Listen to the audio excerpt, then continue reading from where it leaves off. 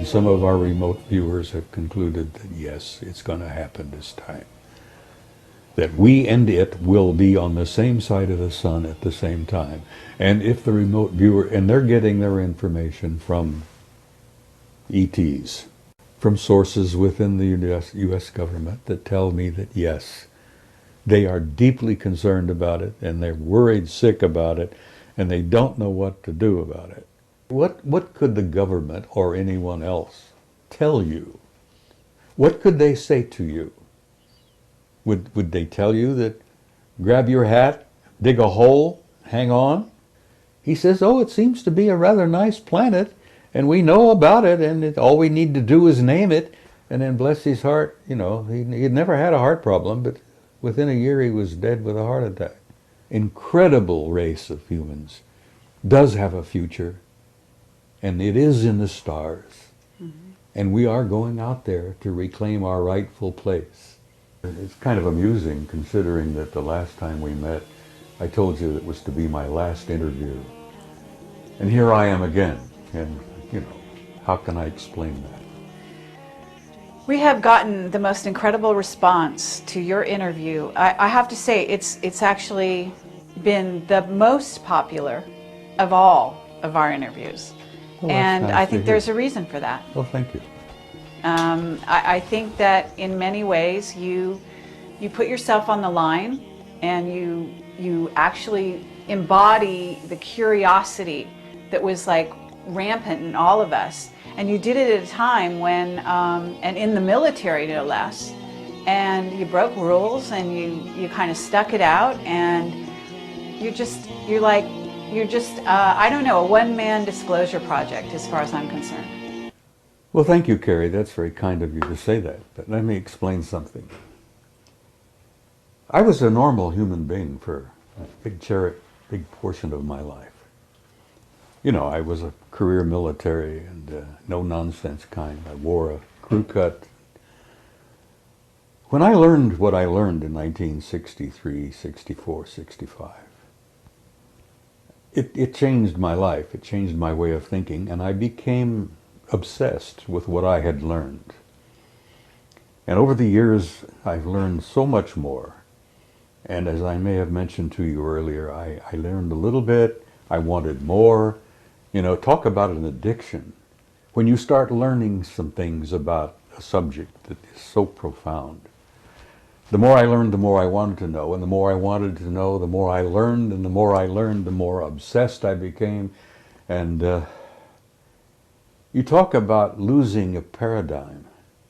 My old paradigm literally crumbled around my knees. You know, the world that I thought I lived in I learned was not the world that I lived in. And the reality that I looked around and thought I saw was not the reality that exists. Mm-hmm. That much of what we see is an illusion. It's a result of our own. We humans sometimes, rather than face reality, we create a little world of our own. You know, we get up and go to work, we raise the kids, we buy a house, buy a car, take a vacation, go on about our lives, try to save money, put a little in the bank for the kids' college, and live a normal life. And then I learned that there's no such thing as a normal life. That the world that exists is not at all what we think it is. And the more I learned, as I said, my old paradigm crashed around my knees, and I'm sitting here in front of you as a human wreck, you might say, you know, as to what I used to be. Because I lived in a world that was kind of cut and dried. Oh, you know, do this, do that, you pay your bills. It's not that way at all.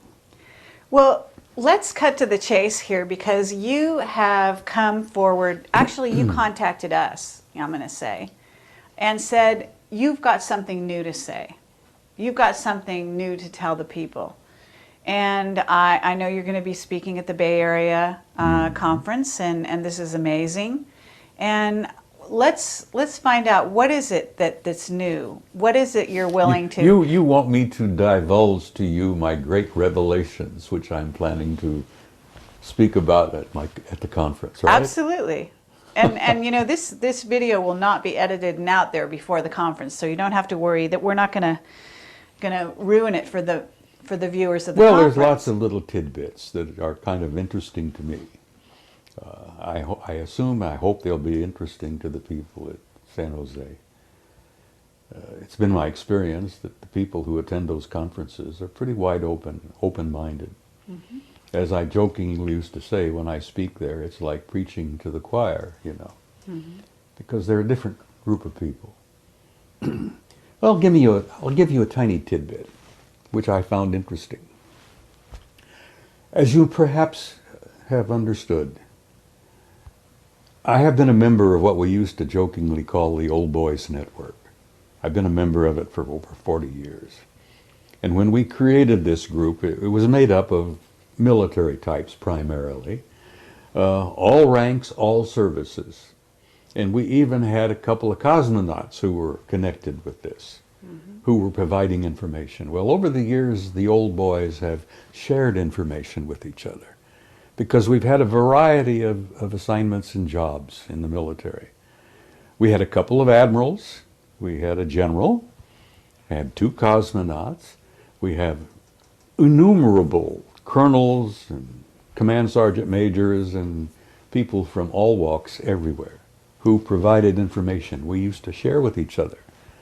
And some of us have been in very sensitive positions and had access to very highly classified material, and we've been very open about sharing that with others, which kind of kept us going for a long, long time. There aren't a hell of a lot of us left. The last time originally there was roughly about 150 members of this group. Mm-hmm. And today there's probably not more than a dozen left. We lost a good one, you know. Graham Bethune died here about a year ago. And Graham was a retired Navy commander who was a dear man, mm-hmm. who had some very sensitive information he used to share with others. But as I point out, we shared among ourselves. And then a few of us who came out blatantly, purposely, and started sharing what we had learned with the public. Frankly, I never thought I was going to get away with it. I thought they were going to stamp on me and, you know, eliminate me or whatever.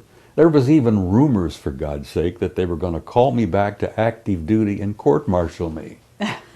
You know, well, I'm going to be 80 at my next birthday, so I don't think they want to call me back to active duty. You know, I could have an accident, but I think why I'm getting away with what I'm getting away with, so to speak, where I'm releasing bits and pieces of this cover-up, is that there's somebody back there somewhere who wants me to do what I'm doing, or I would not have been able to do this. But let me give you a tiny tidbit of bits and pieces that come from the Old Boys Network. There is an organization called the National Reconnaissance Office. You've probably heard of them. Absolutely. A very super secret group. I mean, a super secret group among super secret groups. God, we've got so damn many groups now. As I used to jokingly say, when poor old Ike left office, he tried to tell us about the military-industrial complex. Well, it's a triad now. It's not just the military and industry. Mm-hmm. It's the national security agencies as well. Mm-hmm. So that if he could see it today, he'd be shocked even more. Of course, I'm sure he's alive and well somewhere, so he's probably looking down, chuckling. But we are a triad now. The super secret agencies with the military and the industry. It's all like this. Mm-hmm. But anyhow, there are people who I think want this out. We've known for years that among the in crowd, whoever the hell they are, and no one really has ever been able to put our finger on it. We've been able to grab a couple of them from the old Magi group, the wise men they called themselves. The Magi, you've heard them referred to as Majestic 12. Well, they're a lot more than 12 now. Anyhow, I'm getting away with sharing bits and pieces and tidbits which intrigue me because I think somebody wants some of this out. But the story I was going to share with you is that in the National Reconnaissance Office, about, I guess, 4 or 5 years now, they had for a number of years a series of satellites called the Keyhole system. You've heard of it? Yes. Keyhole. Oh, it was super secret and probably the very best satellite system in the world. Mm-hmm. Well, they probably made it even better now. They could supposedly read a postage stamp from space. Well, there were some intriguing questions being raised by a number of people about what was known as the Ararat anomaly. Are you familiar with the Ararat anomaly? Mount Ararat, Noah's Ark. Okay. And so the guys in the NRO took their keyhole system and focused on the Ararat anomaly, which is, you know, a puzzle. Well, when the word got out, when the pictures finally were downloaded, and they computerized and enhanced them and cleaned them up, and they pushed them on the wall, or they broadcast them on the wall there at NRO, the remarks went something like this, and these are actual quotes. Jesus Christ, it's a goddamn boat. Christ, it's a big boat. Okay, one would say, why would something like that be so highly classified that it is way above top secret? Why would the discovery of a boat on Mount Ararat be classified so high, far above, you know, anything? Anyhow, the story comes out. The reason they classified it is because after they discovered that it was a goddamn boat, a big goddamn boat, they inserted a team of SEALs on the site. Now, that's a term that the military uses to put a bunch of guys on a scene. Right. Apparently they dropped them by aircraft, they parachuted down, a dozen of them or so. They inserted them onto the scene, and these guys spent several days in this goddamn boat. And then they extracted them by helicopters. And when they extracted them, the guys brought with them some anomalous artifacts, which have never been described or named. But those anomalous artifacts is what led to this whole thing being classified not only top secret, but way the hell above. And that's a little bit of information that's come out via the network of the old So are you boys. saying this is Noah's Ark? No one knows what it is. It was originally the Ararat anomaly. But then they discovered that it was a gigantic boat, apparently. But a boat built by humans. Well, it appears to be. Mm-hmm. It's essentially, from what they gathered, wood. Mm-hmm. But it's a work of genius, apparently. It was intricately put together. And it's really... And it survived all these years. Well, apparently. The question, how many years, you know? When was the flood? The last rumor I had was 12,000 years ago. 10,500 BC. When are they saying? I mean, I'm sure you have a theory. Well, the religious implications of it, you see. You know, every ancient culture on the planet has a similar tradition about a flood. And I'm sure there were many Noahs, so to speak, wherever. But the idea that this particular thing is so theologically sensitive that some yo-yo back there at NRO decided to classify it, and then they sent the SEALs in, and the SEALs brought back artifacts. Well, there you are, you see. What could they have possibly found in this big wreck that is so sensitive? question arises, I don't know the answer to that. Hopefully, if the old boy still stays alive a few years, we might find out. I find that interesting, and I share it with people because it gives you an insight into that bunch of nitwits back there that classify everything. Bill, go ahead with your question about Mount Ararat, and then we're going to move on from there. I think it was Charles Berlitz who wrote a book, now this is purely from memory, which was called The Great Ship of Noah.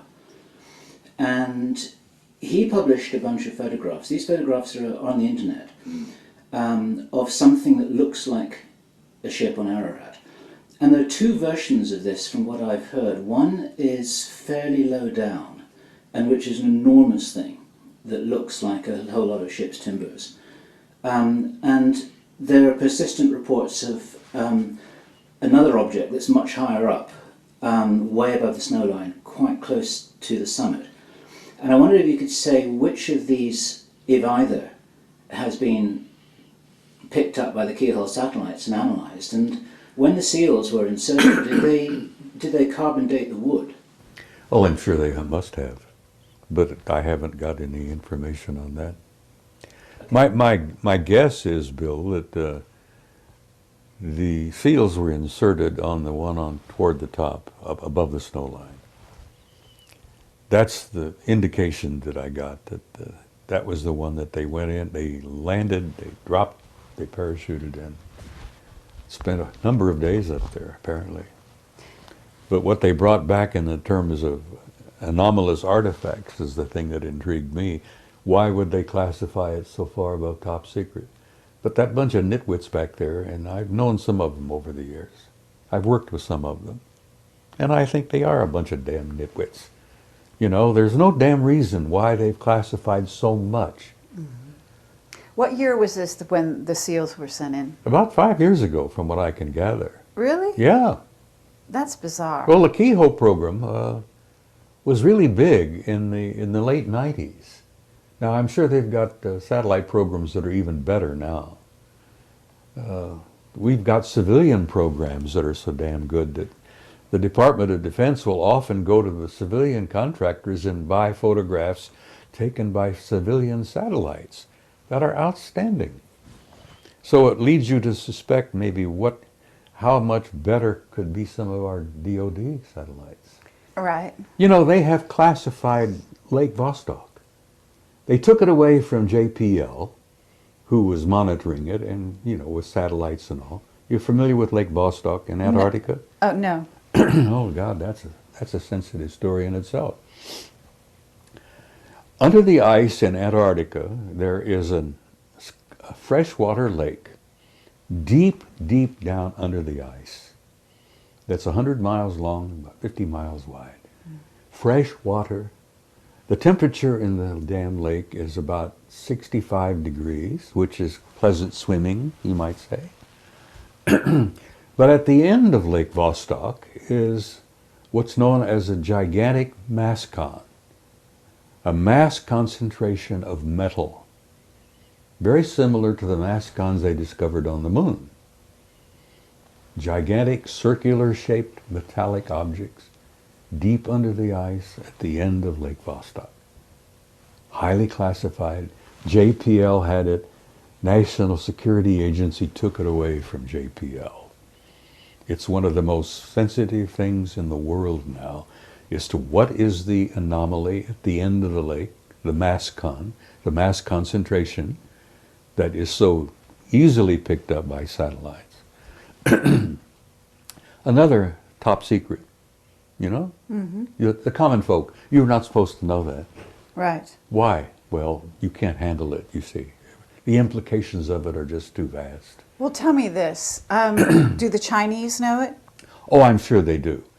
As you may know, the Chinese now have gone into space in a big way. It never gets into the newspaper, but the last I heard, the Chinese have a satellite orbiting the moon, taking lots of pictures. Well, I'm hoping that the Chinese publish a lot of those pictures, because our own NASA people took many, many pictures. The Army took thousands of pictures under the Clementine Project. Are you familiar with Clementine? I've heard of it. It was not a NASA program, it was an Army program, Department of Defense.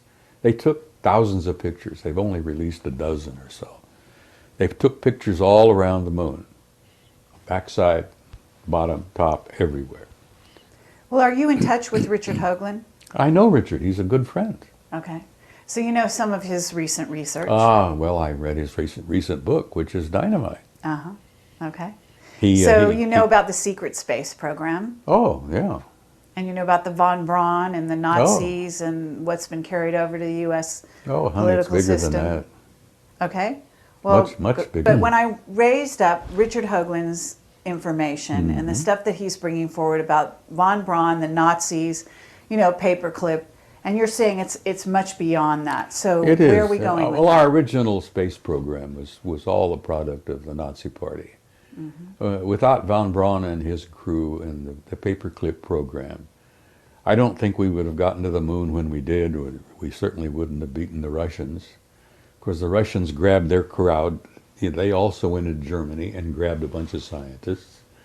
And then the Russians have a tremendous scientific program of their own. You know, they didn't need Nazi scientists. They would have eventually done it on their own anyhow. But one of the biggest secrets of all is the secret space program, the fact that NASA is, it's like Blue Book used to be. I think it's a public relations front. Right. Yeah. Blue Book never handled the real good stuff. And everybody knew that, except the common folk out there, who were diddled regularly and never told the truth about anything. But the big secret seems to have been for so long is why are we keeping classified the enormous facilities on the moon? And they're not ours. Whose are they?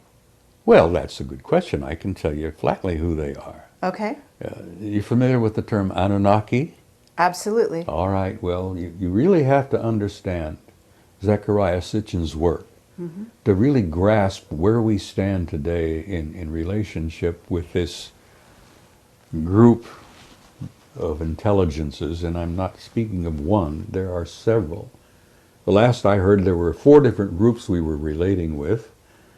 The Anunnaki are one, and there are others. Okay, this is very interesting. Can you describe the Anunnaki that first of all, have you had exposure to them face to face? Me? Yeah. Yes, I've met some face to face. Okay. Now, whether they were the Anunnaki, I don't know. Okay, well. The ones I've run face to face were typically human. Typically human. I mean, they could put on a suit, tie, a dress, blue jeans, T-shirt, Okay. walk in our midst, and you would never know. And they weren't 9 feet tall or higher? No, the ones I've met and the ones I've seen aboard the ships are not that big at all. They're just like us. Uh-huh. So we're dealing with 4 different groups that I've concluded, my own personal view. Okay. Yeah, you might talk to Jim Sparks and he might tell you there are 8 or 10 or a dozen more. You know, I don't know. I can only tell you what little bit I've learned over the years. There are 4 different groups that I've encountered, and they're all humanoid. One group is completely human. And not all of the Anunnaki are 9 feet tall. They were human enough that we are related to them and they're related to us. And that lovely little story in chapter 6 of Genesis is quite true. They did indeed engineer the genes and chromosomes of an existing species on this planet. God knows how long ago. Sitchin says it was 200,000 years. The information I have learned indicates that one of the major tweaking took place about 60,000 years ago. That Homo sapiens sapiens was tweaked and genetically manipulated even more. So we're coming along slowly. Okay, so what 4 races? Let's name them, in your opinion. Well, there are the humans. Okay. Some people call them the Nordics. Then you have guys that are very pale and very tall and very broad, which some people refer to as the big whites. Okay. And then you have the little guys. The Greys, and then the Anunnaki. So Yeah. those are the four you're familiar with. And not all of the Greys are an evolved species. Some of them appear to be what they used to use. They were an artificial life form. Androids. Yeah, they were humanoid androids, but they were constructed. They're laboratory products. And they often wondered why, in cases of crashes,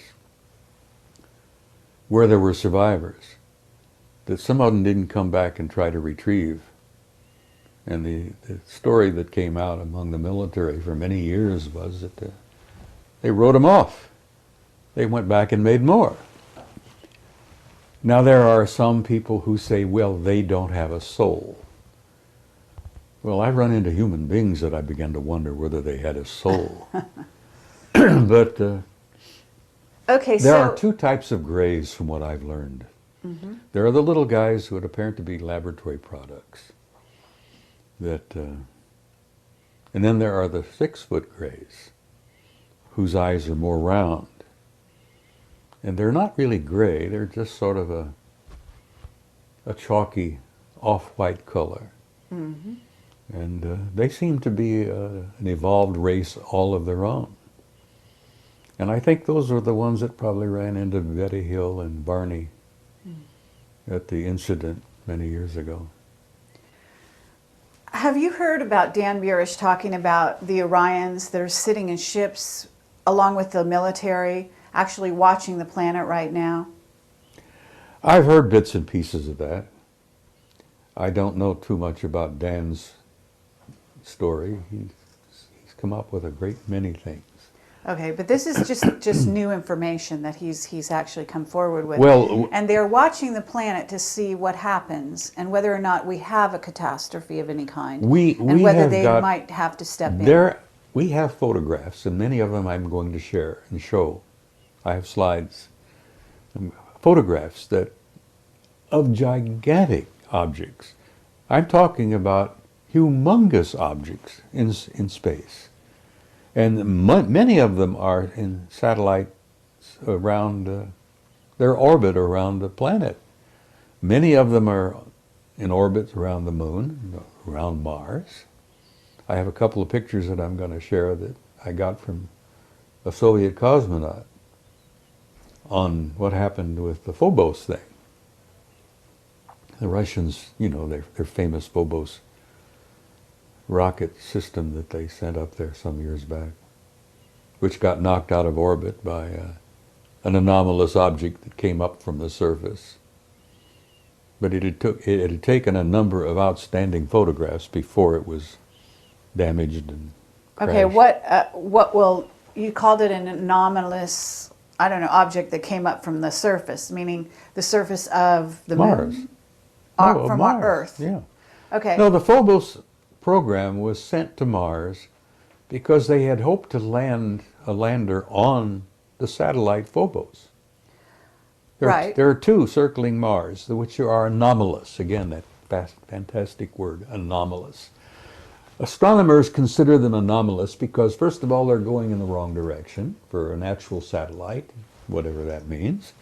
They're too small to be natural satellites, and they're too close to the surface of Mars to have survived. Because if they were natural, they would long ago have been brought down and sucked in by gravity and crashed.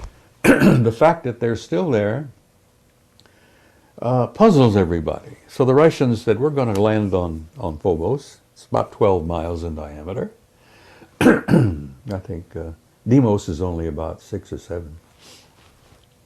And they were going to take some pictures on the surface. Well, you know, apparently the intelligences up there decided, no, you're not going to do that, and bumped Phobos, the satellite that the Soviets sent up, knocked it out of orbit, and it crashed, apparently. But they've been doing that to the JPL craft going up and around Mars There for years is, now. there is an intelligence on Mars that wants to limit our access to their reality. And they've done a damn pretty good job of it. Well, our witness, Henry Deacon, and I don't know if you're familiar with him. I'm familiar with him. I don't know him well. Okay. He has said that the Anunnaki are on Mars in They bases. are. I agree with that. So are they the ones shooting down those objects, the Yes, various probably. craft from JPL and so on? Look, Zechariah has said, and I know this old man, I respect him tremendously. He says they never left. They withdrew overtly from their activities on the planet with us, but their activities have continued covertly, both on Earth, the Moon, and Mars. And from the knowledge I have and the limited amount of information I've been able to get, that the primary focus, the primary intelligence behind all of this are the Anunnaki. The same group that genetically engineered us so many thousands of years ago. Okay, but you've got Enki and Enlil, right? And these are warring brothers, and one is working for the positive side of humanity. Well, and you the had other... this dysfunctional family. They even went to war with each other. And man was in the middle, as he always has been. We were a product of their engineering. They engineered us as a slave species. They engineered us to work for them. But aren't they still at war? Apparently there is still, and in some of our remote viewers, and I know a few of them, I've done a little of it myself. And believe me, it works. Mm-hmm. I've been accused of being guilty of front loading, so to speak, because when I want to look at something, I know what I want to look at. The military originally trained their guys to not know what they were looking for, and then they would download, compare and such. Right. But when I want to look at something, I know exactly what I want to look at. One of the greatest, of course, is Ingo Swann. Oh, absolutely. A tremendous guy. What an intellect that guy Oh, is. incredible. We're dying to interview him. Do you know him? Well, he and I have corresponded. I wrote a nice article about him one time, years ago. Uh-huh. And he wrote me a letter and thanked me for it and told me he appreciated Lovely. it a lot. Yes. But he is a rare man. He's a rare intellect. Yes. Not only is he probably the best remote viewer we've ever had, perhaps other than Pat Price, Right. that Ingo's come up with stuff on the moon. That you have to read his book, Actually, I have. Penetration. Yes. It's dynamite. And it's hard to get a hold of. I Yeah, understand. it should be reissued because it'd sell like hotcakes. Absolutely. I spoke about it on Coast to Coast a couple of times with Art Bell, and apparently it became so damn hot that you can't find a copy, and $200 or $300 each if you can find one. Yeah. Well, I have. I don't know if I still have it, but I had one. Yeah. Well, hold on to it. It's gold. Uh-huh.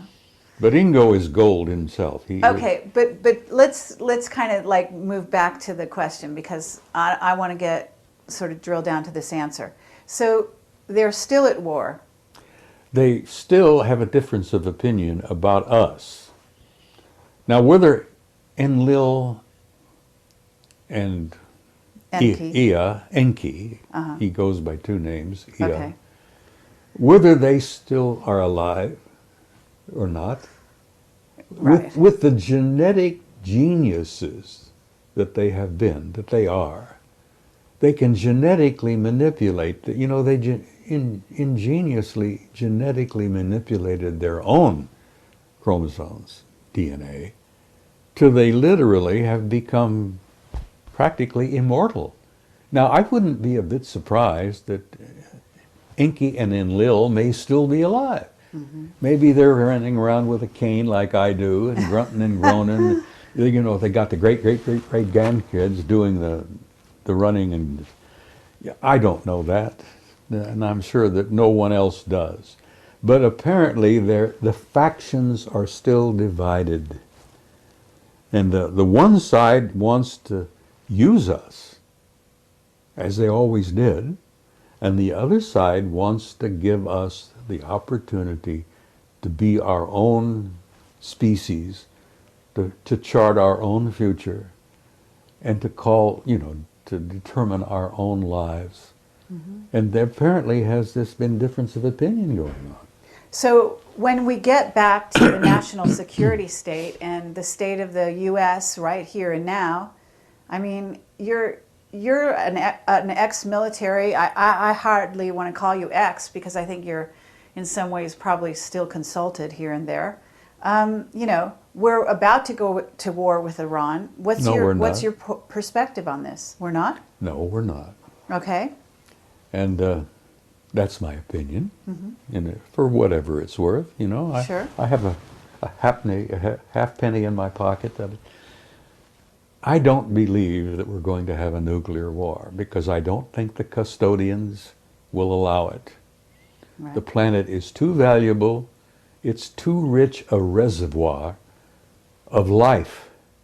Not only the humans here on this planet, but all the other creatures. This planet is an absolute cornucopia of beautiful, beautiful forms of life. And not only that, but the the fauna and the what's the other term? Flora. The flora.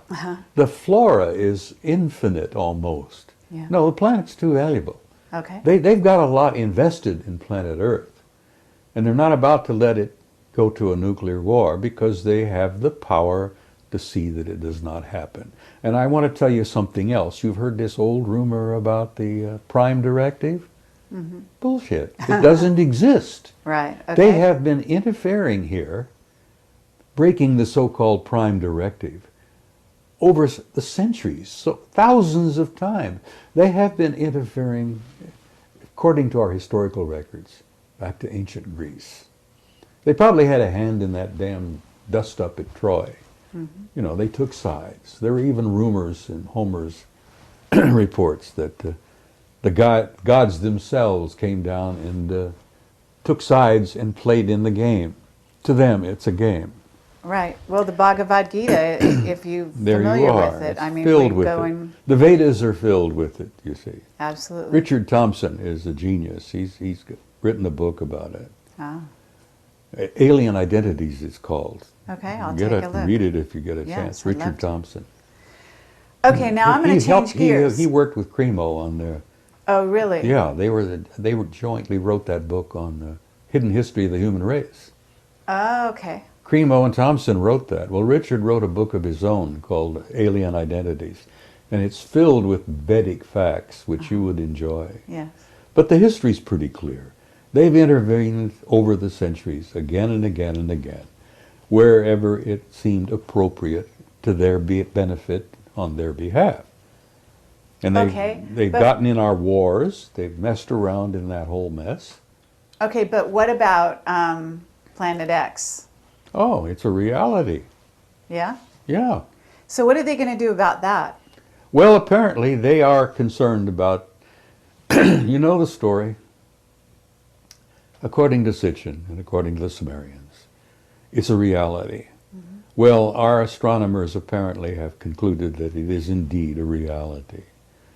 For almost a century, astronomers have been concerned and interested about what they called an intruder that seems to come and go from time to time, and they can measure it by the perturbations and the effects on other planets.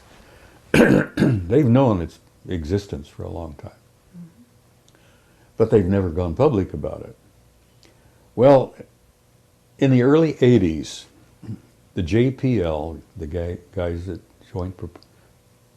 Jet Propulsion Lab. Propulsion, used to call it Jack Parsons Laboratory, Yes. which I think is probably where the original JPL came from, Yes. because Jack Parsons established it. Anyhow, they sent out a couple of Pioneers satellites back in '82, just to try to determine if there was some truth to it. And the Pioneers apparently came back with data which said not only yes, but hell yes. And the Pioneers concluded, the Pioneer satellite data concluded. So, wow, astronomers were troubled by that. Whew! Could this thing be real? And well, what did they do? They sent out what they called an infrared astronomical satellite. I think they called it IRAS anyhow, and this was done in '83. They sent the IRAS out, taking infrared pictures all around the ecliptic, above and below. And apparently IRAS got 2 giant positive responses that yes, the 12th planet, the 10th planet, however you want to call it, yes, it's real. And that's when the lid slammed down. So it's out there, it's on its way back in, right? According to the Sumerians in Sitchin, apparently it is. And if you're a student of history, as one of my majors, its last pass was 1600 BC. The Sumerians and Sitchin and all of those say it has an orbit of 3,600 years. Mm-hmm. So as like many of us, I count on my fingers and toes and figure out, well, 1600 BC, it has an orbit of 3,600 years. Wow, it's due. Well, apparently it is. So now, why are they keeping this a secret? Because you're an expert on secrets. Listen, every time Nibiru would make a pass, it was not always devastating. Mm-hmm. It would depend on whether the planet Earth and Nibiru were on the same side of the sun at the same time. Mm-hmm. And if we were on the same side of the sun at the same time, all hell would break loose on planet Earth. Well, apparently the last pass triggered the explosion of Santorini, Thera, the volcano in the Mediterranean and the Aegean Sea, blew its top, brought to a close the great Minoan civilization. Among other things, it affected Egypt. It's all in the records, apparently. There are even historians and theologians who say that Santorini's explosion is exactly what you're reading about when the plagues and all hit Egypt that allowed Moses to get the Israelites out. But if you look at 1600 BC and figuring that was a relatively recent past, it's due now, and apparently the guys in the astronomical observatories know it. And that, again, is above top secret. Let me give you a tiny example. For a number of years ago, there were 2 brilliant guys working at the Naval Observatory in Washington. Tom Van Flandern is one, who I hope you've interviewed. No, but yeah, please continue, and we'd love to do He's that. no longer with the Naval Observatory. The other one was a chief astronomer at the observatory, a brilliant man by the name of Robert Harrington. Right. And Harrington gave an interview to Zecharia Sitchin a number of years ago. I think it was 91 or so. Mm-hmm. Where he came right out and said, Dr. Sitchin, we are interested in this because it ties in perfectly with the work you've done on the Sumerians and the ancient planet Nibiru. He said, we found it, it's real, we have photographs of it, and he says from what we can put together, it's a rather nice planet. It's about 2.5 times the size of the Earth. Apparently it's heading toward the system, the center of the system. We've concluded about everything about it except that we haven't named it. And Zecharia spoke up and he says, it's already been named. He says, you simply call it Nibiru, as the Sumerians called it. The planet of the crossing. Mm-hmm. Well, Mrs. Sitchin and I were in agreement. I miss her. She died about a year ago. Mm. She was convinced that Robert Harrington had died because somebody bumped him off, because he had the courage to come out and give Zecharia this interview. I don't know whether you've seen it or not. It's on tape. No, I haven't seen it, but we interviewed Lucas Scantamburlo about this subject, and he's also talked about Robert Harrington. Yeah, well, Harrington gave the interview to Zechariah, and it's on a video called Are We Alone? And I think you can pick it up at the conference here next week. Okay. I have a copy, and I sent a copy to Neil Freer, who's a man you should interview. Okay, well, we're in touch with Neil. He's a very interesting guy. Oh, he's brilliant. He's a brilliant guy. He's brilliant. He just recently came out and admitted that he's had an intimate interrelationship with extraterrestrial intelligence since he was a child. Well, he's always talking about the Anunnaki. I do know this. Well, he wrote a book called Breaking the Godspell. And he has supported Zechariah's work for years.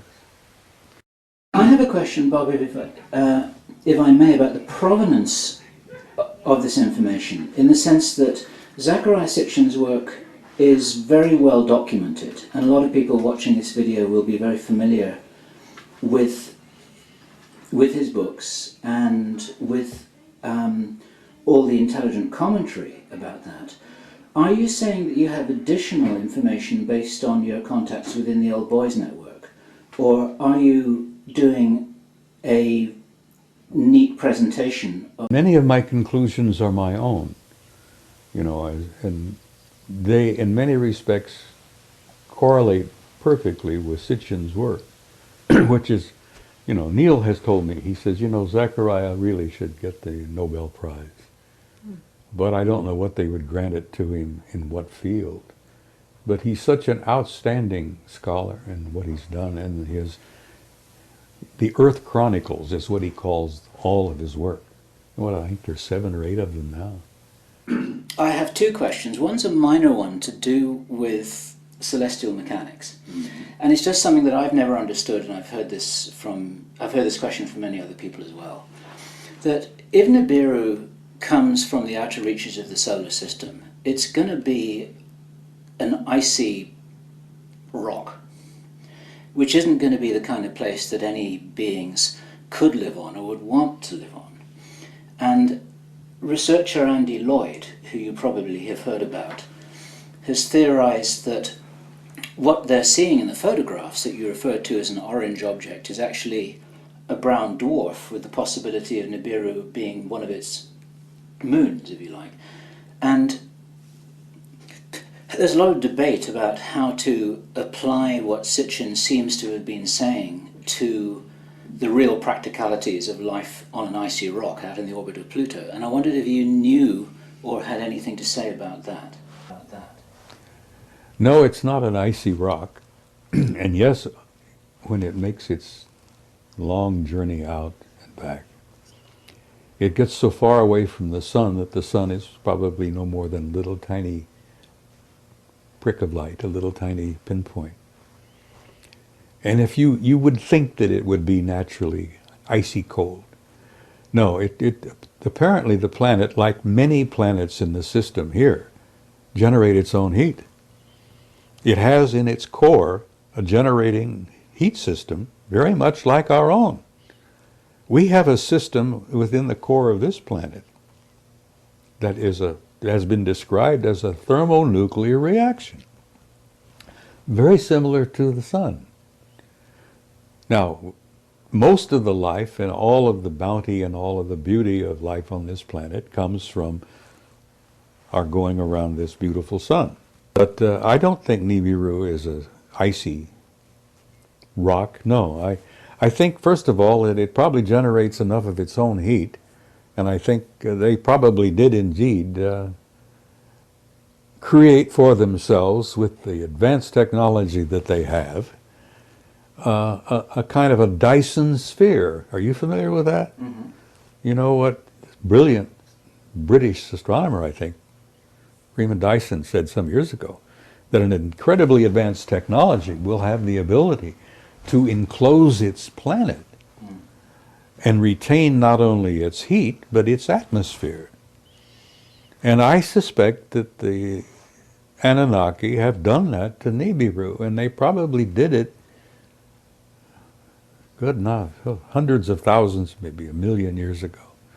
So the planet, I think the color from it, the dull red golden color is a result of that envelope of gold shell that they've created. They've created for themselves a Dyson sphere around their planet. And I suspect that any advanced technology will ultimately do the same, simply because it makes sense. It's a practical thing.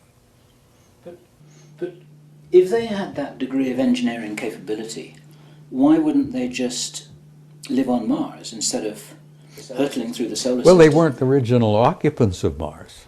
Okay. They used Mars as a way station, and they've reactivated it, and I agree with Zechariah on that they've reactivated their way system, their way station there. They used to drop off on Mars on their way here. So they were never, I don't think, original inhabitants of Mars. There are a few remnants of original inhabitants on Mars. There's even some indications, which I've been looking into, and I've gotten some data, that we're playing host to a bunch of Martians here on this planet. I'm talking about the original species. Do you know anything about the original Martian species? Or have you... Other than the only thing, I've talked to a couple of remote viewers who've apparently been able to come face to face with them, so to speak, and they ended up looking a lot like American Indians. Okay. And I may have met a Martian, but I've known so many strange people in my life. And sure, I mean, I understand this well enough to know not to laugh at a comment like that, that's for sure. So, that, believe it or not, was meant to be a minor question. I have a more major one, something that I thought you might want to talk about, or maybe I had misunderstood you a little earlier on, I think, in a conversation that Kerry had reported with you. Some serious researchers, Linda Howe, Jim Mars, quite a lot of other people, are really suspecting that there may be a hoaxed alien invasion as a kind of major celestial 9/11 event in our skies. You're talking about a false flag kind of situation. Flag, yes. And if we were to pull that off, if any of our idiot nitwits back there think that they could pull that off, I think they'd make absolute damn fools of themselves, because I don't believe it would work. I don't think you can do that when you've got the real power out there that wouldn't allow that to happen. Not so much an invasion, but a big display in the sky to create fear and to make people easier to control. Rather like Carol Rosin said that she had always been told by Werner von Braun many years ago. Yeah, Werner shared that apparently before he died, that it was one of the programs that the government at the time was considering. You know, they've had these little plots they've been working on all the time. This war, that war, the stock market crash, this, that, you know, all these little magician things that while I'm showing you this hand, I'm picking your pocket with this one. They may have had that in mind at that time, but I don't think they're thinking of it seriously now, because I think that our so-called powers that be, which is a joke, are in such close relationship and collusion with the real power that it would never work, that they would never allow it. It's like they're not going to allow a thermonuclear war. Yeah. There's too much valuable real estate here. Not just this rich gold mine of human genetics. What a ripe reservoir we are of genes and, God, the whole species, plus all of the other fauna and all of the other flora. This is a valuable planet. And they love it. They own it. We've never owned it. We just live on it. They farm us, so to speak. God. Charles Fort was right, to some degree. We are property. And we're going to remain property until we reach a point where we can literally stand up and say, all right, we're going to do this now ourselves, and prove it to the universe. We're dealing with a universe filled with life, and most of it is so far beyond our own. I used an analogy one time, and I said, they look upon us like we look upon headhunters in New Guinea. Now, you've seen the films, you know, History channels and all the rest. They're naked, they're running around with these stupid things on their penises and, you know, bones through their whatever. Pathetic, sad, primitive, savages. They're not to be feared. They're not to be abused. They're to be nurtured and cared for. Well, the difference between some of them out there and us is the difference between us and these poor guys in New Guinea and those rainforests out there. Now, I joked about that, and then I learned later that that wasn't really a very accurate comparison. I learned later that I didn't even come close to an appropriate comparison. That the real comparison between many of them out there and us is closer to how we feel about the chimpanzee. And Bill, if you allow your mind to take those trips, and I know you do, there are creatures and life forms out there that are literally godlike. A lot of the remote viewers who've encountered them, and I've seen a few of them myself, look upon them as transcendentals. They manifest as living energy life forms, forms of light. They're the same kind that appeared when Jesus was walking around. Probably the same kind of guys that showed up with poor, Joseph Smith. I didn't know the history of the Mormon faith. Poor Joe had an event one time happening in his bedroom where two brilliant, beautiful, tall, glimmering, glistening beings of pure light appeared in his bedroom. Those are transcendentals. Now, the difference between them and us is between us and the rhesus monkey. So I think I'm getting close, maybe not, but I'm thinking I'm getting close to an analogy that may be more realistic. You know, I have nothing but hope because I'm an immortal being. I'm an infinite life form. If you could see me the way I really am, Bill, it wouldn't be in this pathetic body with the... It's only our bodies we're describing, not Oh, us. that's right. You know, this is just a shell. I've had it for 79 years. I've used it badly, and I've abused it over the years, and I'm beginning to pay the lessons, or the prices for that. But if you could see me as I can see you, and we are shimmering beings of light. Yeah. Absolutely. Totally. Well, okay, I have a question for you because he's got a book out called End of Days. Yes. And in that book, he actually talks about Nibiru and the return, but he doesn't say that it's actually going to happen now.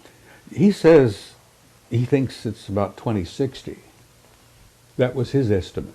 Okay, and so where does this information that you have and 2012, how do we put this all together? Because I'm going to say something about what you're telling us, because it's clear that you're something of an intelligence analyst yourself.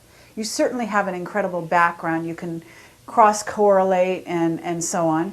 But you also have some insider contacts, and you also have contact with Anunnaki, as you said, all right? So where are you getting your information, and are they saying anything specific about what's happening 2012? Because I'm not so sure about Zachariah's conclusion. That's 2060, but apparently it could be before that. The Department of Defense is quite concerned about it, that there are entire sections of the Defense Department that are working on that subject particularly. The big question is, are we and it going to be on the same side of the sun at the same time? And some of our remote viewers have concluded that yes, it's going to happen this time. That we and it will be on the same side of the sun at the same time. And if the remote viewer, and they're getting their information from ETs, and much of my information from this same source. And yes, we're in for some bad times. And we're talking about while we're still here on the planet, because I don't know that we'd be alive during 2060. Well, I don't know whether I'll still be here or not. You know, I'll be 80 in March, and you know, I've got a ticket out of here. Right. I've got it stamped. I've got it paid. But I'm 9 years beyond my warranty as it is. No, but I think you're going to live quite a while. So we've got this interesting thing going on, and we have a huge crackdown on anything to do with Planet X. It's been made the laughing stock. It's an amazing thing. Really. Oh, the ridicule is. I think it supersedes even the ET ridicule. Oh, it does. It does. I think it's been so strong, and it actually has come, I would say, from the Vatican. Mm-hmm. So what are they so afraid of, number one? And number two, have you heard the theory that basically what has to happen is a protective shield is going to be put around the Earth such that this time it's actually not going to have the impact that it has in the past? I've heard that rumor in passing.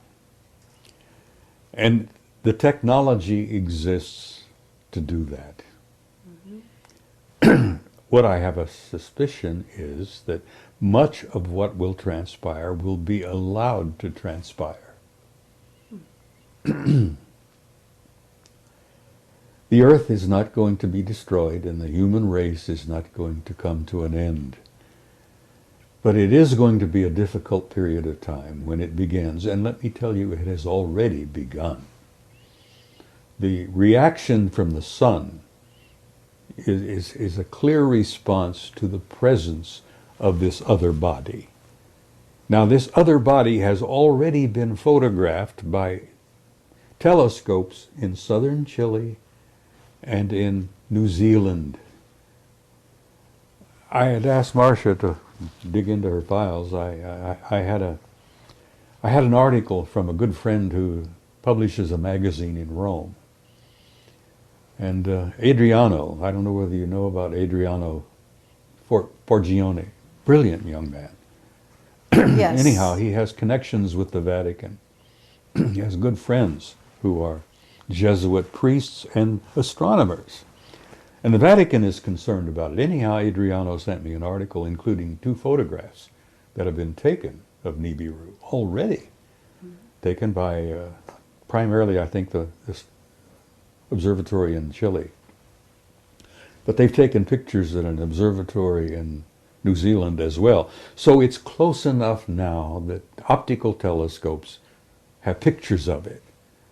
And they're studying it carefully to try to determine, what is it they call it, the celestial mechanics of how everything moves. Well, if our remote viewers are correct, and the ETs have given us some rundown on it, it's going to be a difficult passing. Because we and it are going to be on the same side of the sun at the same time, and that means all hell's going to break loose. Now, they have the technology. We're talking about not only Anunnaki. There are intelligences out there that began 1 billion years ago, and they have technology that puts them in a category of what Kaku would call a Type 3 civilization. Mm-hmm. So that a Type 3 civilization has the technology to mitigate the passing of Nibiru. Now, whether they do that, as you say, put a protective shield around it, Nibiru has done that for itself. They have a protective shield around their planet, which is why in the photographs it comes out as kind of reddish gold. And apparently that's why they came here for the gold in the first place, because they were losing their atmosphere, and they needed to seed gold particles in their atmosphere to keep the atmosphere from, they go on a long trip out there. Okay, but the Anunnaki are here, you're saying, and yet the Anunnaki are supposedly on Nibiru as well, or what are you thinking, or what's your sources telling you about this? The civilization, the Anunnaki civilization, is on the planet. But the Anunnaki are on this planet as well, all over the damn place, under the sea, at facilities that we know about, inside Mount Hayes in Alaska, inside Mount Perdido in the Pyrenees. There's one right in the middle of Australia, which is near Alice Springs. And what's the facility out there? Pine Gap. Pine Gap, yes, thank you, my friend. Pine Gap. And that happens to be the R&R facility, according to the remote viewers. What's R&R? I'm sorry. Rest and relaxation. It's what we used to call it in the military. The R&R facility for who? What, the Anunnaki? For the ET Really? and the Anunnakis, yes. Pine Gap. And they're dealing with human beings. They need rest and relaxation. But anyhow, the rumor is that Pine Gap is primarily an R&R facility. Have you been there? I've been to Australia. I haven't been to Pine Gap, no. Would you lie to me? Sometimes, maybe, but not right now, no. Okay. No, I haven't been to Pine Gap. A lot of my work has been a result of analyzing and sifting and evaluating the work of others. That's what an intelligence analyst does. Takes data from a variety of sources, but I have some information that I have been provided from sources within the U.S. government that tell me that yes, they are deeply concerned about it, and they're worried sick about it, and they don't know what to do about it, because we don't have the power to do a damn thing about it. Is the estimated date, as best you are given to understand by your sources, in the next few years, rather than Sitchin's estimate of 2060? Well, let me tell you something about, you're talking about 2012? I'm talking, well, there are some serious Planet X researchers who say that we'll see the thing next year, and the thing's going to start. I think you may see it next year, but I don't think you're going to have the hell breaking loose until maybe about 2020. You're going to have a build-up of factors. It's not going to happen all of a sudden, just like that. You're not going to go out the front door and all hell's breaking loose. You're going to see a series of events taking place involving our geologic structures. You're going to have increased volcanic activity. You're going to have increased sunspot activity. We're at a low right now. Mm-hmm. But you're going to see tremendous sunspot activity. You're going to see tremendous geologic activity. The ring of fire will probably erupt. Now, these are all going to be clues that all hell is coming, You're going to have storms. The cyclones have been getting worse, and the hurricanes have been getting worse. And you're going to having hurricanes showing up in places that they really haven't troubled us for a long, long time. So you're going to have a build-up, not slowly, but a consistent build-up of geological and weather and sunspot activities. And you're probably going to, the estimate that I've heard from people who have studied it is about 2020. Okay, but we have heard that Sitchin, as well-meaning as he may be, is working for the government. And my understanding would be is that they don't want this information out. So they're doing everything in their power to make sure that it's ridiculed, as we've observed. Carrie, what could the government or anyone else tell you? What could they say to you? Would they tell you that grab your hat, dig a hole, hang on? Would anything they say? Is that what the underground bases is all about? Well, I have always had the conviction, and I've put this together over the years, that the so-called elite, the creme de la creme, when they're self-designated, you know, they have been preparing for chaos for years. It initially was initiated by the thermonuclear threat with the Soviets. Underground, fallout shelters where we could go.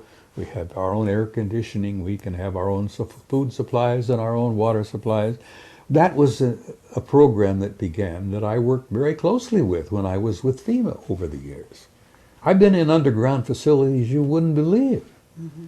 And there are facilities everywhere that are not known. I mean, there's a big facility right under Fort Huachuca here in Arizona. I mean, a massive one. Never come out. I'm telling it now, but, there's a deep, massive underground facility under Fort Huachuca. They're all over the place. And I went to a Department of Energy school at Camp Mercury in Nevada. That was the first time I visited Site 51. I may have shared that with you. Mm-hmm. Anyhow, I went to school in 79. Department of Energy school on the radioactive emergency disaster response, anyhow. So you went into the underground base at 51? No, I talked to the guys who built some of them. I also took a bus ride over the pass from Camp Mercury, which is the atomic test facility there. I went into Site 51, Groom Lake, from the rear. And it was no big thing, just a tremendous facility there. Most of it was underground. And the hangars... So okay, first they reacted to the Soviet threat and all that, and the nuclear It'll build war. up slowly, and it's already subtly begun. And they don't want to talk about it. No one wants to share it.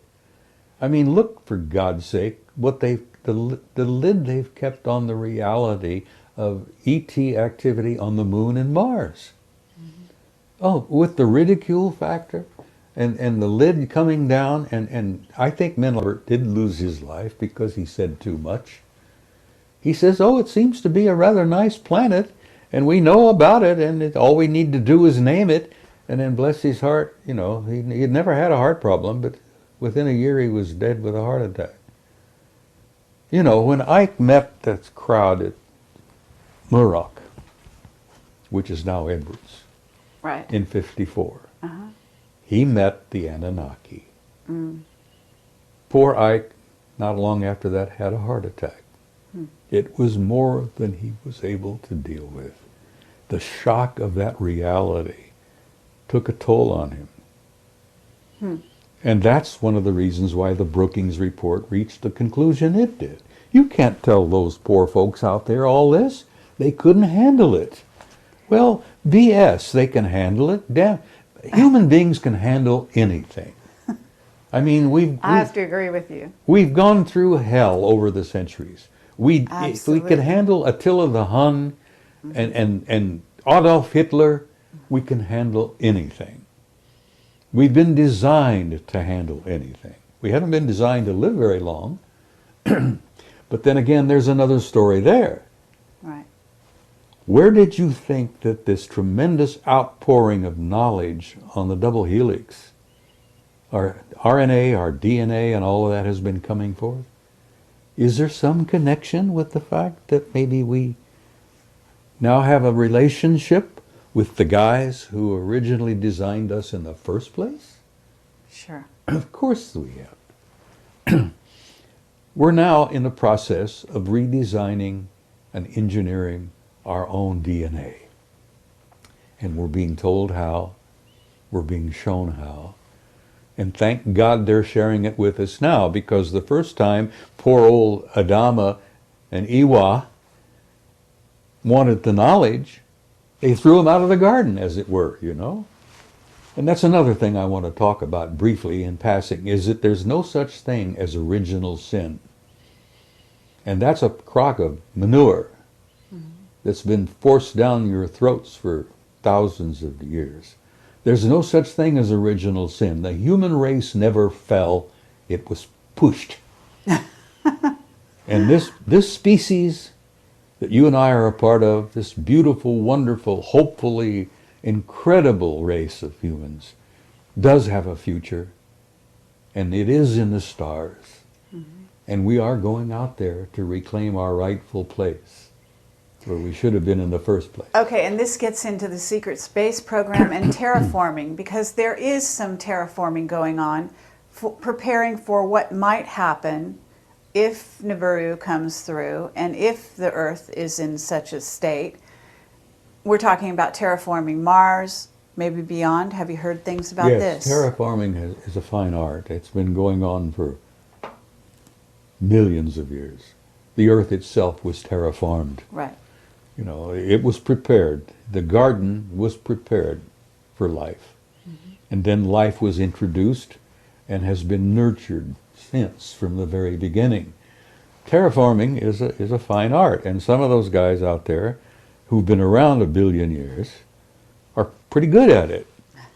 So, you see, I don't know whether they're planning to re-terraform us after Nibiru passes, or are they going to try to help alleviate the damage in the meantime?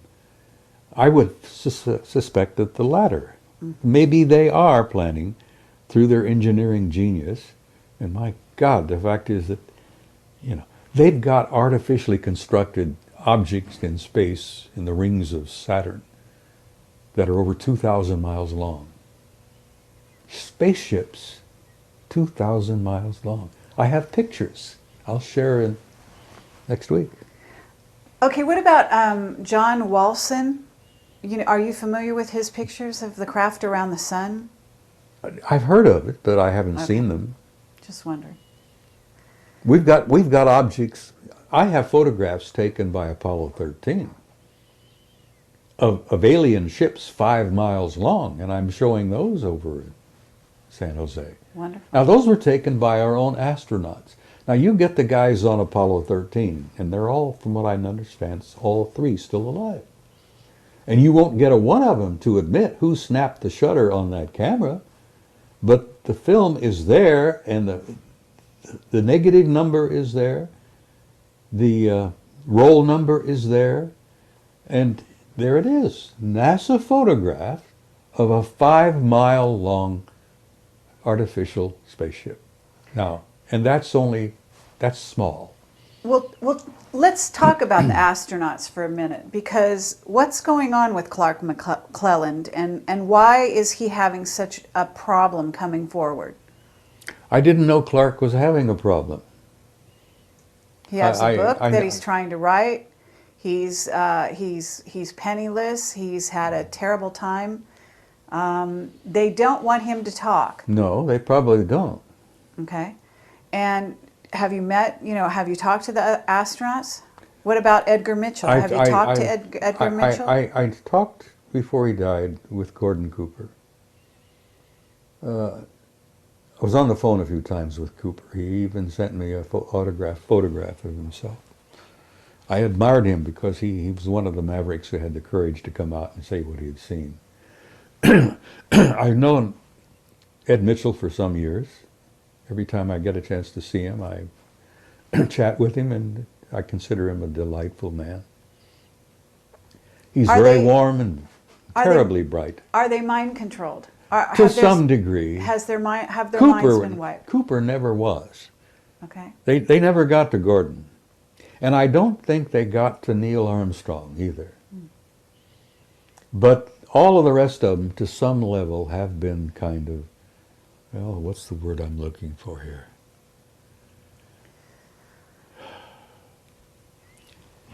They have been conditioned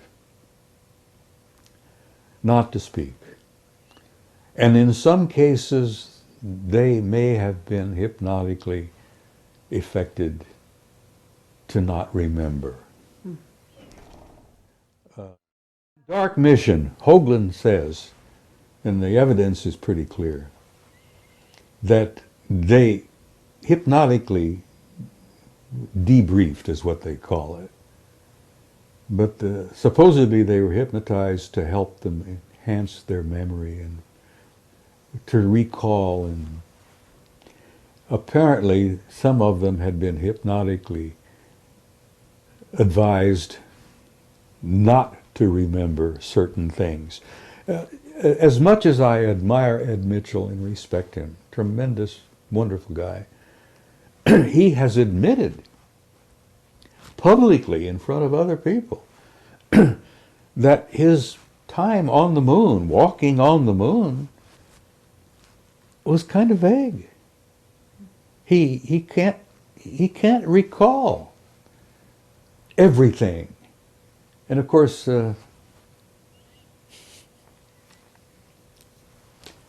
that's sad. I don't think they ever got to Neil Armstrong. Because when he got back, he left the program, said, "To hell with it, I'm out of here." He went back to Cincinnati and started teaching math at the university there. And Armstrong hasn't said 5 words publicly since. Uh-huh. And then you have a case of Aldrin. Now, Aldrin has had experiences where he has been with friends, and the subject would come up, and Buzz would start to cry, or he would get nauseated. One time, and Hoagland touches upon this, I think, chapter 10 in the book, where Aldrin was in conversation with a few people and with his wife, having a few drinks, and just kind of relaxed. And somebody asked him a blunt, straight to the point question. And he had to run out and throw up. He got sick. Now this to me is a result, and I've studied it enough over the years to know that sounds to me like hypnotic suggestion. Mm-hmm. He has been hypnotically conditioned not to remember or to not even discuss it. And if he gets nauseated, and in the one instance with a bunch of old friends, old flyboy types, he ended up starting to cry. Now this breaks my heart because Aldrin is a good man. He was one of our better men to be selected for that program. Mm-hmm. You know the story, and this is common knowledge. They got back from Apollo 11. They put Aldrin in a sanitarium for about 6 weeks. He was suffering from alcoholism. Do you believe that? Do you believe one of our best and bravest, one of the finest, who in the Apollo program suffered from alcoholism? Nonsense. You know, that apparently it was the programming to be reinforced. Now, why would a grown man with his background break down and cry like a baby, or end up getting nauseous and barf on the subject? That's hypnotic, post-hypnotic stress. So what is it on the moon that is, that is so important that they want to completely whitewash it out? Oh my God, the astronomical societies, the professional astronomers in this country have been guilty of criminal activity. You may quote me. They've been guilty of criminal activity for years to not discuss the reality of what they knew on the moon. There are major facilities and major activities going on the moon all the time. Not only that, the moon has water. Now, whether it's a natural process from the satellite, or whether it's water that's been stored there for use, there are vaporous signs of a form of an atmosphere in the bottom of some of the craters. Now, astronomers have seen these pictures, but that dishonest bunch of nitwits won't discuss it. They're scared because you know why? 90% of their income comes from government grants. And when you've got a government grant, and that's your prime source of income, you're going to say whatever the government says you should say, or don't say whatever the government doesn't want said. Well, anyhow, there's some atmosphere on the moon, at least in the base of several of the larger craters. There is water on the moon, but there is major activity going on. I mean, we're talking about engineering activity. There are giant ships that come and go out of the craters. There are lights all the time. They have noticed bridges appearing and then disappearing. I mean, they're active as hell on the moon. But the same activity is going on Mars. Sure. You've seen my photograph, I guess. It's not only my photograph. But there is a city the size of Chicago underground on Mars that's generating so much heat it shows up in infrared photographs. Are you in touch with John Lear? I've met John. I've been in his house a time or two. I visited him. I have a tremendous respect for him. The reason I like John is he's been nailed, as I have, as a damn fool maverick, you know? So, I mean, this is his pet, project. The establishment has tried to ridicule John Lear, and you can't ridicule John Lear because he's got sources similar to some of my own that are beyond question. He's getting people inside, feeding him information almost on a regular basis. I get mine in bits and pieces when I go to conferences and when I meet people, But John gets it direct. Okay, I have a question for you about Arlington Institute and what's might be happening in October, because we have a lot of information coming at us about October and about something that may be planned. I don't know if you've heard some of this stuff. We have our top secret witnesses are coming at us saying, that the economy is being engineered to crash here in the U.S. Oh, this whole thing has been engineered. All right. It's been diddled. This is a joke. And the poor guy out there, the poor working man on the street, as it were, is being screwed royally. But, this whole thing, Carrie, I would almost come to a point that 90% of what you call reality are threats with the Russians, the Georgia invasion, the stock market collapse. All of this is all engineered. So tell us about it. So tell us about Georgia, because to get back to, I know the guy who's head of, or was head of, the Arlington Institute. They are sending out a newsletter inviting people to tell them what dreams and visions they're having about October, because October has become such a hot month in tracking. There's something called Half Past Human. Have you heard of them? In passing, just they're doing, they do language. They track with web bots all over the internet, basically tracking where a language is going. They've been doing it since '98 with computers and so on, and they were able to chart, like before 9/11, this huge raise in consciousness, that some event was imminent. What they're getting for October is the same thing, only something even more long range in its effect.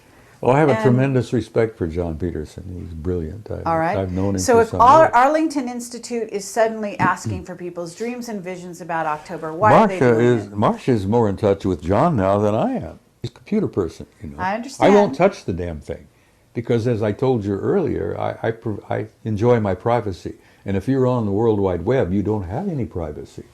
Okay, so anyhow, I agree with you there. So, okay, but you know him, and here I'm just basically, you're saying this thing is engineered. So what happened in Georgia? What do you know about it? Oh, it was all engineered.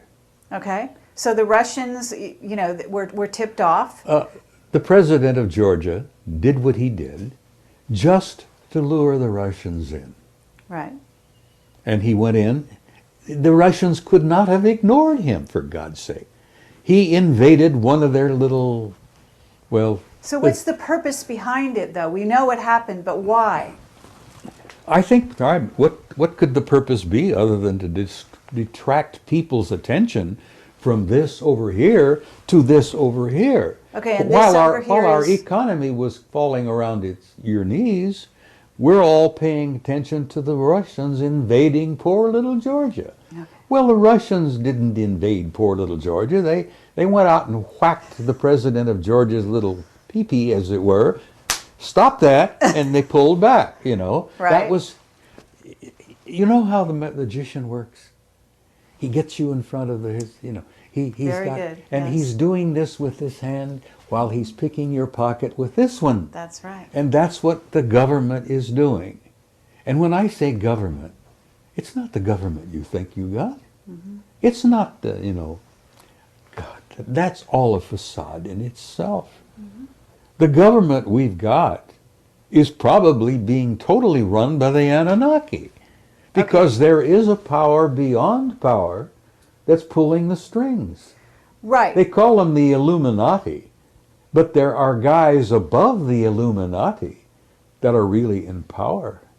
Okay, but we're told the Vatican is behind a lot of it, and that, in other words, the Vatican is behind what's going on in the U.S., that there's a plan, and you've got the Anunnaki. This is not a positive plan, okay, to take down the U.S., Well, they think it is. Do you think it is?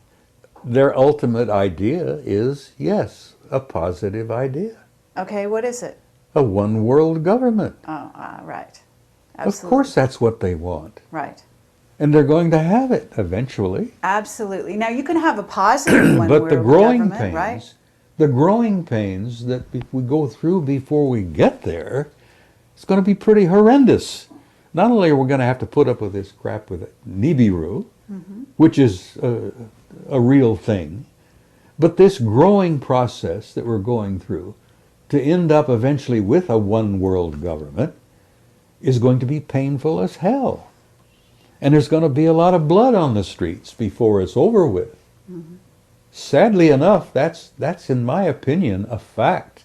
And that's being manipulated from a very high level. Okay, but we have white hats in the U.S. government that are actually trying to prevent this, are they not? We have some good men and good women who are well aware of what's taking place and what's transpiring, and they're trying to modify, ameliorate, is that the right word? To make this growth pain as painless as possible. They're trying to not have as much blood as it might take. Growth from adolescence as a species and as a society is somewhat like the painful growth of an adolescent kid, 13 years old, who's trying to grow up. Do you remember when you went through that? It was Sure. not fun time. Absolutely. So, okay, but let's get down to the nuts and bolts. The stock market is crashing. You need to invest in gold and silver The if you want stock to stay market alive. was rotten to its core. Absolutely.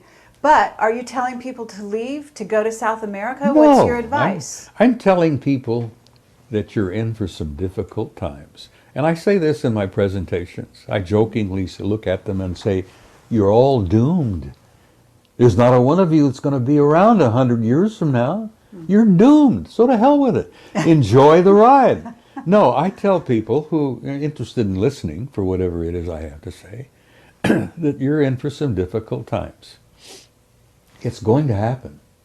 There is no way to avoid it.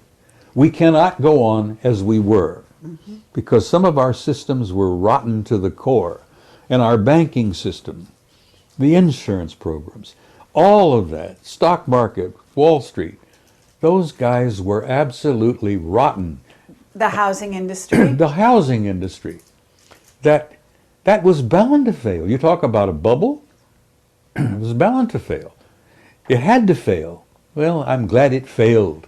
Hope to hell that they learned something from it. Now, Okay, but are we talking about martial law in the United States? I mean, what are we talking here? you're talking about a time when you may have martial law. It's only one step away. You know that the authority has been given to the president to declare it. Right. Congress gave that authority to the president years ago. I've even lost track of how long it's been. But anyhow, all the president has to do, whoever he may be, and that doesn't matter much anymore either, because one nitwit is very much like the other. You have a national emergency, and it's declared. Right. Boom, martial law. You declare a national emergency, which has not been declared yet, Right. but we're right on the edge of it, Right. and you're going to have martial law. Okay, and but you're we gonna- don't have an election, right? Well, you're thinking about an October surprise. I have no idea. I'm asking you. Well, I don't know about that. I'm not sure it'll happen in October. I suspect it may occur within the next year. But I don't know. I haven't had any dreams. My dreams have been pretty fascinating recently, but none of them have been terribly troubling. And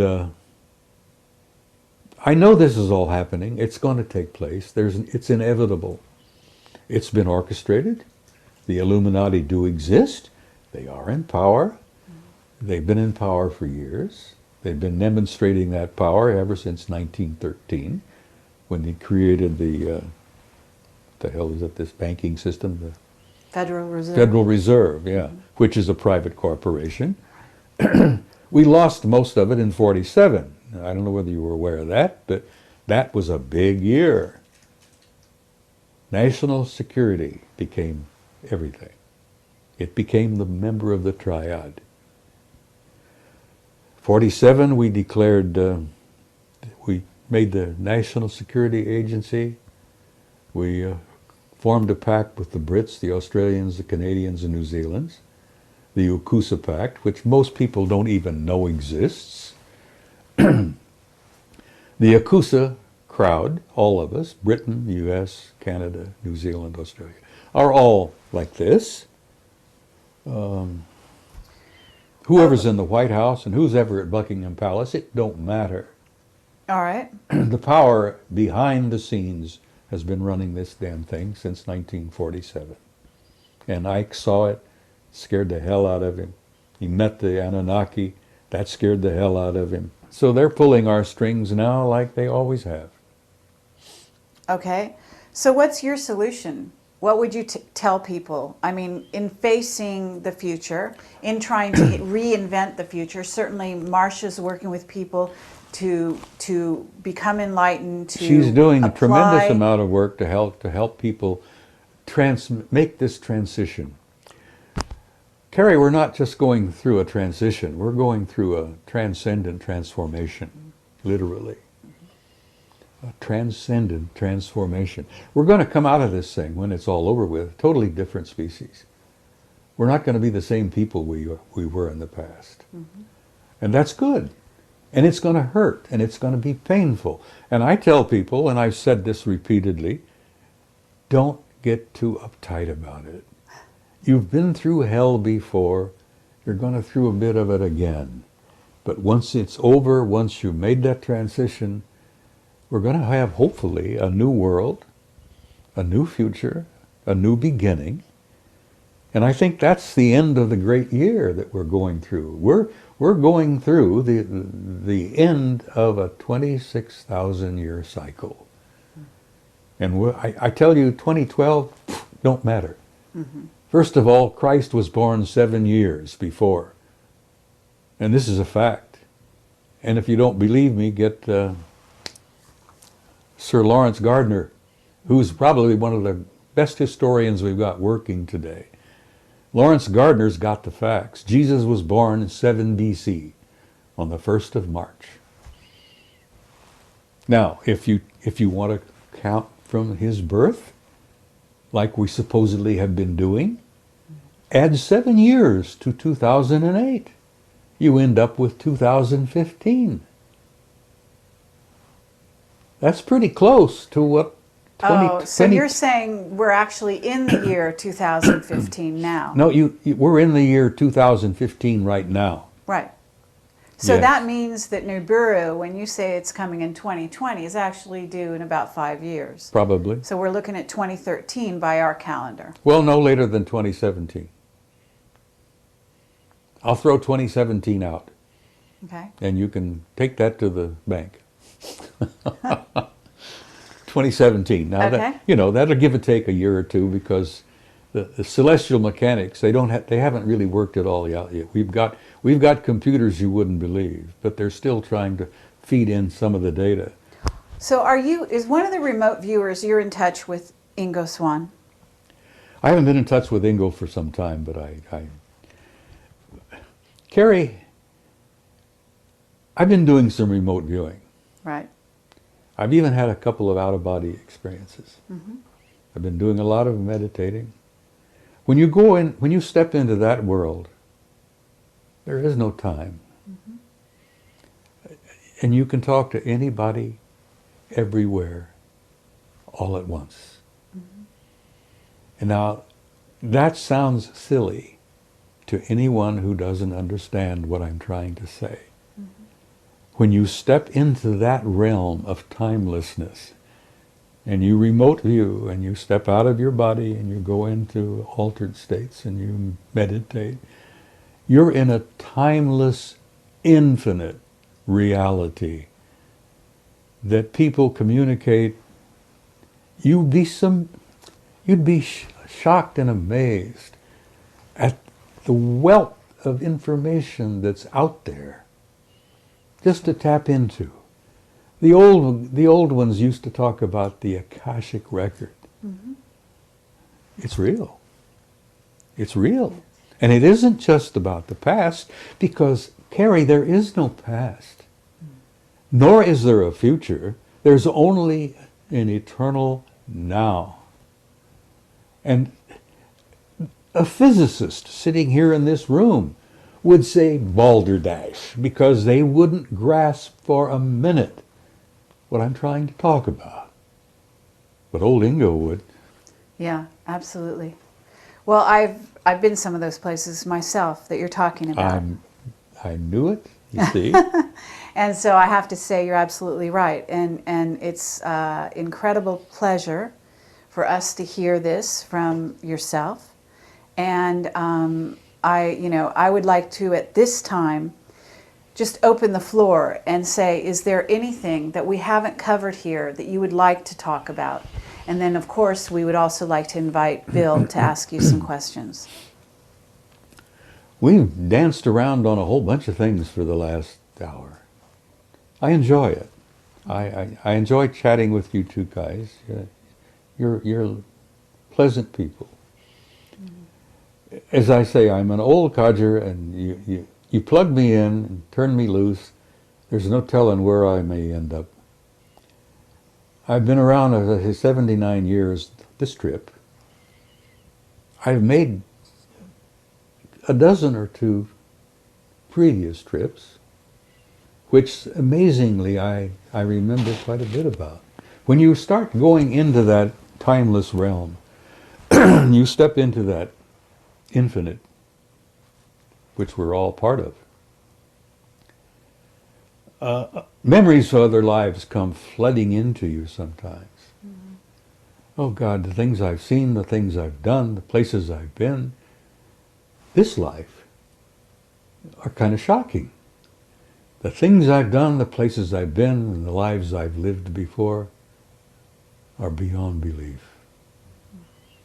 I'm not boasting. This is not a boast. Mm-hmm. But I'm an old soul. I've been around on this planet a long time. And I amazingly remember it. Some of the memories I would rather not remember, because they're painful. Mm-hmm. Hell, I have memories of Sumer. I knew the Anunnaki back then. Worked with them. I was one of their products. I know them now. And I don't have any fear. And in bringing this to a close, I would like to say to whoever is watching, get rid of the fear. You have nothing to fear. You are an immortal, timeless being who has an infinite future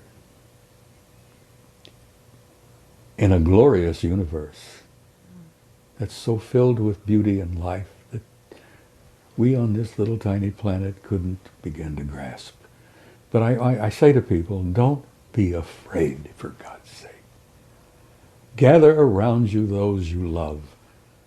Spread that love around. And go into tomorrow with courage. Because you've been through a hell of a lot worse before. So be hopeful, love one another, and have courage. And that's really all I have to say. Well, thank you, Bob Dean. It's really an honor and a pleasure. Thank you, Carrie Cassidy. I enjoyed every minute of it. I'm 79 years old. What do you mean, hold that thought?